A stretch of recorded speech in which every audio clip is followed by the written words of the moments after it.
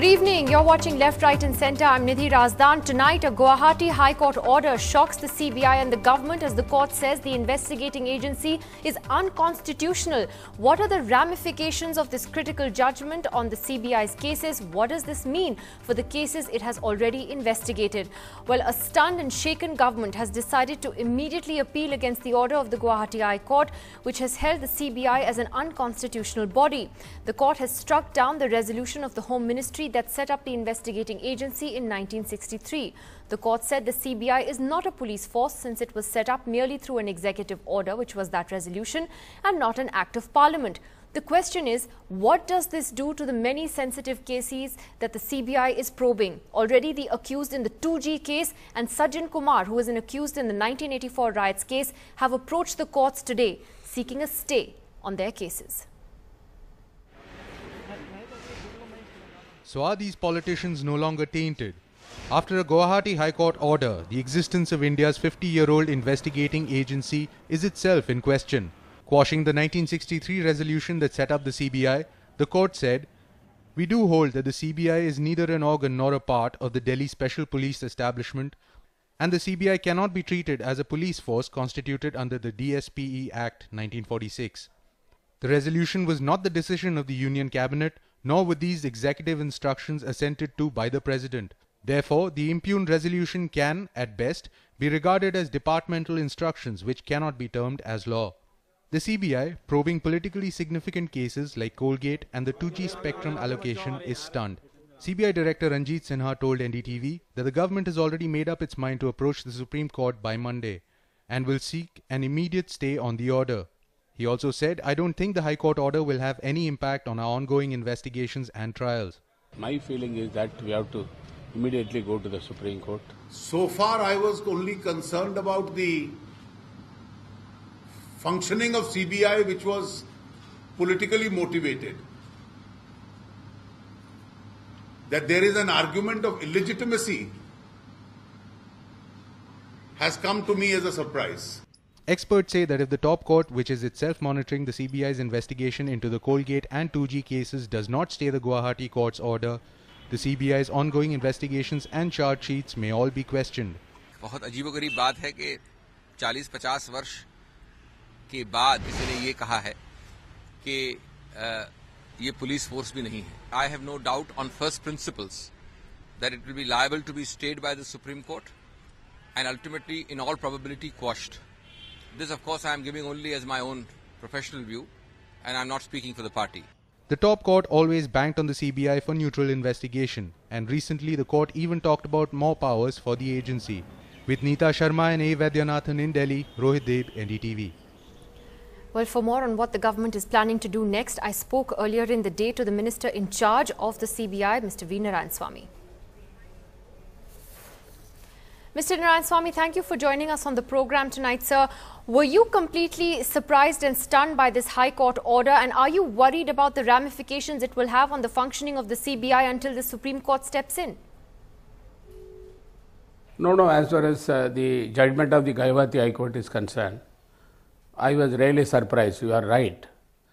But the judgment that has come, this is on the basis of the resolution that was adopted by the Home Ministry in 1963, when Lal Bahadur Shastri ji was the Home Minister at that time, and the CBI was created on the basis of the resolution, and it is covering the Delhi Special Police Establishment Act. Now the Guwahati High Court said that the CBI is not a police organization. Now our immediate necessity is to go to the Supreme Court and get stay, and in that regard I talked to the Law Minister. We are getting in touch with the Attorney General, and from the government side we are moving very fast and we are going to the Supreme Court. But sir, what happens to the cases that are currently under the CBI right now until the Supreme Court steps in? I think a lot of people just want to know whether the agency as of this day can arrest anybody or raid anybody right now. No, today it is a Friday. Another hardly 2 days are holidays. I agree with you, the ramifications are concerned. We are also concerned about it. But therefore, we are going to move very fast to the Honorable Supreme Court for the purpose of getting immediate remedy. But Mr. Narayanaswamy, you have to wait until Monday, as you're saying, to file that appeal. Until then, the question is the CBI even a legal body? Can it even arrest anybody in the next 2-3 days? No, that normally whenever any judgment is given by the High Court for filing appeal or revision before the Supreme Court, it is 3 months time is there. And that being the case, we will find a way out, because we'll have to, because the holidays we cannot move the Supreme Court, I got in touch with the Honorable Law Minister. Law Minister also said that we'll have to go to the Supreme Court, and we are moving in that direction. But Mr. Narayanaswamy, if you look now at the judgment itself, it says that the problem is that the CBI was set up under a resolution on April 1st, 1963, which was not signed by the President, so it was not an act, and that it's not a police force under the Delhi Special Police Establishment Act. Now, just on the merits of what the court has said here, how would you react to that? No, I don't want to go into the merits of the Guwahati High Court judgment, because there is a provision for appeal against the judgment of the Guwahati High Court, because the Supreme Court in its wisdom will decide. Therefore, let it leave it to the judgment of the Supreme Court. Mr. Narayanaswamy, isn't it odd that for 50 years no one has realized that the CBI was set up under this resolution, a resolution not signed by the President, that no one noticed this, not the governments, successive governments, not even courts? No, see, I tell you, madam, there are several governments came in the central government. Our government was there. Then the NDA government came, and in between there was the third front government. All the governments were there. They have been, the CBI has been exercising its powers. Now we will go to the Supreme Court. We will put forth our plea. Let the Honorable Supreme Court decide the matter. All right, Mr. Narayanaswamy, thank you very much for joining us. Right, that was Mr. Narayanaswamy, the Minister in charge of the CBI, speaking to me a little earlier today. Well, what are the ramifications of this High Court judgment? As I said right at the beginning of the show, we've already seen the accused in the 2G trial, as well as Sajjan Kumar approaching the courts today and saying that their cases should be stayed, their trials should be stayed. Many are expecting a stay from the Supreme Court as well. But how will this play out over the next few days and weeks? Joining us on the program tonight, we have Justice Mukul Mudgal, the former Chief Justice of the Punjab and Haryana High Court. Also with us, Justice R.S. Sodhi, a former Judge of the High Court. Prashant Bhushan, Senior Lawyer of the Supreme Court, is here in the studio with us. And Mr. R.K. Raghavan, the former Director of the CBI, joins us tonight as well. Let me ask you, Sir Justice Mudgal, first. What would you, in your first reaction to this order, say? Is this something that has come as a surprise and a shock to you as well as it has to the Minister? Come as a surprise, yes. But I quickly glanced through the order. I got it only at about 7. That legally it appears to be correct. But there's one thing to be correct legally, one thing to be sagacious.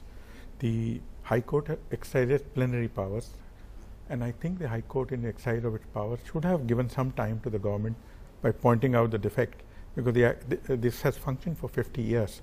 Secondly, as far as stay is concerned, I think the Government Council there should have asked the High Court to stay its hands for 2 years. They asked for 2 weeks at least, so that they could seek an order from the Supreme Court. This does not appear to have been done. So do you believe that the government has reacted too slowly on this? Maybe they didn't realize what the impact could be. What are the ramifications of this, Prashant Bhushan? Firstly, I don't think that this judgment is correct at all, because it proceeds on the basis that the resolution or the administrative order by which the CBI was constituted in 1963 did not mention that it was deriving this power from the Delhi Special Police Establishment Act of 1946. It's well settled that an order does not become illegal merely because it does not cite the source of that power. It is absolutely clear from that administrative order that it was seeking to set up a police really under the Delhi Special Police Establishment Act, though it does not mention the name Delhi Special Police Establishment. Therefore, that power to set up a police force under the Delhi Special Police Establishment Act was always there with the central government. The Act itself says that the central government may by notification establish a police force for the purpose of the Delhi Special Police Establishment Act. Therefore, when that power is with the central government, merely because the central government in its order does not cite this act, does not make that order ultra vires or illegal, etc. Therefore, to my mind, the basis on which this judgment has been rendered is totally incorrect. But then what does that do to the status of the CBI today, in your view? Today, I mean, technically one can say that today the CBI legally is not legal, but it can always be stayed by the Supreme Court. It could have been done even today if the government had moved the Chief Justice or the senior judge in charge.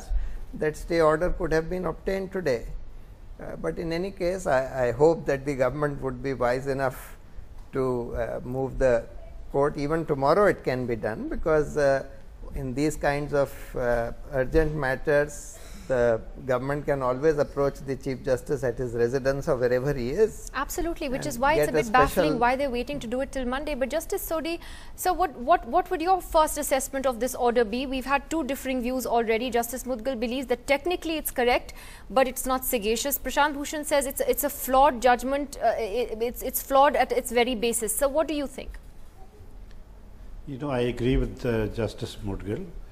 The question over here was not whether there's it's been correctly constituted. The question is whether there was a notification, which Prashant Bhushan has just read out, that it says by notification the central government may appoint. Now, there is no notification, it's a resolution. Now, is a resolution the same as notification? All this will have to be decided by the Supreme Court. But obviously the High Court felt that there is absolutely no notification of the central government, which means no decision has been taken by the central government, but maybe a committee or so has passed a resolution which is not the same as a resolution of the central government or the notification by the central government. So obviously the composition or its very establishment is flawed, and therefore the High Court was quite right in striking it down. But then this is all within the facts, but that we know. I have not read the full judgment, and I'm not aware of it, the full impact. But as far as the CBI is concerned, you see, there are various facets to it. The High Courts and the Supreme Courts have specially directed certain matters to be investigated. Those, to my mind, would amount to being investigated by SITs, and therefore will have no ramification. But other matters, like say ordinary criminal crimes that the CBI is going into, as of date, it is without jurisdiction. It has got no locus standi to continue to investigate or carry out those cases any further, and we should wait for the final result. That's very important, sir. You're saying that the CBI, in matters that are not being monitored by the courts currently, has no locus standi, therefore to continue, it has no jurisdiction. None. So, none. What does that mean? It's not even established. So in the next 3 days, until we presumably get this Supreme Court stay, this is an illegal body, you're saying. It can't arrest anybody, it can't raid anybody, it can't do anything. Well, no, it's absolutely illegal. It's an absolute illegal body as of date. Well, that is really the serious ramification here. I'd like to get the first reactions from Mr. Raghavan. Mr. Raghavan, as a former director of the CBI, your thoughts on this on this judgment? First of all, there is not a single dull day in Indian life. No, there so isn't. This is one of those things which adds spice to our life, and but I'm inclined to agree with Justice Sodhi that it may be a technical flaw, but today and tomorrow or until Monday, the Supreme Court may stay the order. I think the CBI is legally untenable. But having said that, this is waiting to happen. I think repeated attacks on the CBI and its methods of work had convinced the common man that somewhere there is a flaw in the way the CBI has been organized. And all this confusion arising from the Guwahati judgment could have been avoided if only we had a CBI Act. For decades, there has been a clamor on the part of several people, including former directors like me, that the CBI should be put on a firm footing and that there should be a CBI Act. And I would like to take you and the rest of the country into confidence that a draft for a CBI Act has been gathering dust in the corridors of the North Block for decades. So I think this is the time for the government to act. Yes, they can do some firefighting exercise by moving the Supreme Court for a stay of the order, but that will be only cosmetic tinkering with the whole system. I think this is the time for the government to think of a CBI Act which will make things very clear, whatever be that act. Of course, people like us would like to see strong references to the need for autonomy to CBI. But that's a political decision. That should be a political consensus. I was going to come to that because there's going to be a huge political tussle now. I was going to come to that. Sorry to interrupt you. Yeah, absolutely. I think all there's going to be a huge political fight over that. All political parties. Yes. But sir, my point is... Why not? Yes, go ahead, sir. Sorry. Yes, go ahead. Yeah, why not we avail ourselves of this occasion to do some rethinking? It may not happen today, tomorrow. I don't know whether the government will come through with an ordinance creating the CBI under a separate law and then get it ratified by Parliament. There is no harm. I think the government will earn a lot of goodwill by bringing out an ordinance, creating a CBI and creating a CBI Act which can be passed by Parliament later, but there needs to be a tremendous political will. I know it for certain that no political party is exactly happy with an autonomous CBI. Yes, and that's very clear in the tussle that we've seen over the last few months. Mr. KTS Tulsi, senior advocate, joins us as well on this. Mr. Tulsi, the point is, and it's a very important point that Mr. Raghavan made, that you've had a CBI Act whose draft has been gathering dust in North Block. And the Observer Research Foundation interestingly said to press release just about an hour ago, pointing out how Manish Tiwari, then as a member of parliament and as a senior lawyer himself in 2009, had pointed out at a panel at the ORF that the government needs to enact a straight and simple law to empower the CBI rather than let it function on the basis of a dubious piece of legislation whose basic legality is open to question. And he said the CBI has no independent standing in law. The point is, if we have known about this, if legislators have known about this, members of parliament have known about this, why has everyone slept on it for 50 years? No, but Nidhi, the point which Manish Tiwari made was quite different from the one which has been taken by the High Court. The High Court seems to believe that in the notification of 1963, the power is not derived from the Delhi Special Police Establishment Act. Whereas according to my memory, the power is the anti-corruption division of the CBI was expressly constituted under the Delhi Special Police Establishment Act. And if at all there is the defect of a notification, as Justice Sodhi is pointing out, notification can be issued tomorrow. In any case, the other aspect of the High Court's judgment is that the government cannot confer police powers by merely a government order. I don't see why. In fact, in Vineet Narayan's case, the Supreme Court upheld the power of the CBI to exercise police functions once the case has been registered under Section 3(1) of the Delhi Special Police Establishment Act. I think the High Court judgment runs completely contrary to the judgment of the Supreme Court, and once the Supreme Court gets an opportunity of having a look at this judgment, they will have to bring it in line with the judgment in Vineet Narayan's case. The Supreme Court has number of times upheld the power of the CBI to investigate cases. I don't think the judgment of the High Court takes a in-depth view of the issue. But Prashant Bhushan, what would happen if we're all assuming the Supreme Court will stay this? It probably will, but if it doesn't, what is the impact of this going to be? What if there is no stay? We can't prejudge what the Supreme Court will do. Yeah, if there is no stay, then the CBI will cease to be able to function as an investigative agency as it is doing today. What Mr. Raghavan has said is important. That of course, in my view, this will be stayed and it's a wrong judgment, etc.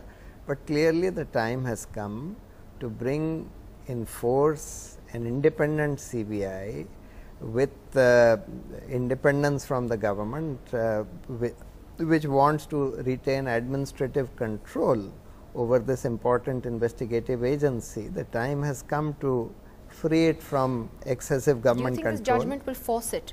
In addition to what's happening in the Supreme Court I with the don't coal think issue? this judgment will force it, but I think this judgment gives an occasion for this issue to be raised again, that the time has come for a different kind of act. It's not that the same act needs to be brought in by removing the lacuna, Absolutely. the technical But the lacuna. Supreme Court is already examining the structure of CBI.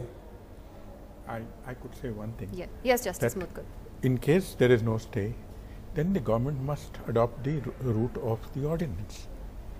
They should go through an audit. But what about the larger point that Mr. Prashant Bhushan makes here, that Of this course. is then an opportunity Yeah, to, that is. There is an opportunity to open that debate on the control over have the CBI. a bipartisan meeting with all parties and then come out with the legislation which will serve the nation correctly. But Justice Sodhi, you've heard both KTS Tosi and Prashant Bhushan believe that the fundamentals of this judgment are flawed. How would you react to that, sir? As far as Mr. Tulsi's argument is concerned, Vineet Narayan's case did not deal with the validity of the establishment of the CBI. It dealt with on a presumption that it was validly constituted, and thereafter dealt with whatever was raised as a substance. So therefore, that judgment is absolutely no authority to say that the Guwahati High Court judgment is bad. So that's the first. And the second part is, as far as the establishment of CBI is concerned and its powers and autonomy and all that, this talk has been going on for a long time, and I think now time has come when the nation must decide one way or the other. Do you want an independent agency or do you not want one? Mr. Raghavan, we are also in a curious situation today where the accused in various cases are already approaching the courts and the trial courts. For example, Sajjan Kumar's done it today, the 2G accused have done it, and they plan to actually file a proper petition on this on Monday. Already the accused are saying that their cases are not valid, their trials should be stayed. Yeah, I quite appreciate this. I quite appreciate there is an anomalous, ridiculous situation where the CBI cannot act today, tomorrow, until Monday, when there may be a chance of the Supreme Court staying the order. But I don't think heavens will fall for the CBI to wait tomorrow, unless you ask Ranjit Sinha to find out whether he is planning to arrest anybody today or tomorrow. So I don't think there is such an emergency. But I think that posterity will not forgive this government if it does not come with a legislation after consulting all the political parties. After all, two good judges of the Guwahati High Court, it's not a perverse judgment at all. Nothing appears perverse on the face of it. They have given a fairly recent judgment. I think we'll be committing a grave mistake by trashing that judgment. Let us wait what the Supreme Court says. So I think you have to take this judgment seriously. I'm happy. When I heard the Minister Personnel, Mr. Narayanasamy, saying that the government is going to hurry and then get this state, I'm happy the government has taken it seriously. But let us, I think, appeal to the good senses of the government. I won't accuse this government alone of having been very indifferent to giving autonomy to the CBI. Successive governments have been guilty of this. But let us not do any finger pointing. But I think public opinion should assert itself to persuade this government to convene a quick meeting where this judgment should be discussed, and then possibly come with an ordinance. First get a stay of this order. If it comes through, then get through an ordinance quickly, and let us have an act for Parliament later. But I think if you take this very lightly, saying it's a kind of a perverse judgment, it is ultra-vires of the of the You're saying that High that would Court be a mistake in as having well. passed this Well, order. I think we are going to. I think you take summed it very up really light. well, sir, that we are finding ourselves in a ridiculous situation today, and but yet one that is very, very serious and has serious ramifications. I have to leave it at that tonight. Monday is the day that the government says it's going to approach the Supreme Court, but as all of you who are certainly more well versed with the legal world than I am are saying they could have done it even today, even tomorrow. Why they're waiting till Monday is another question. Thank you very much to all of you for your thoughts on that this evening. That's it on the program tonight.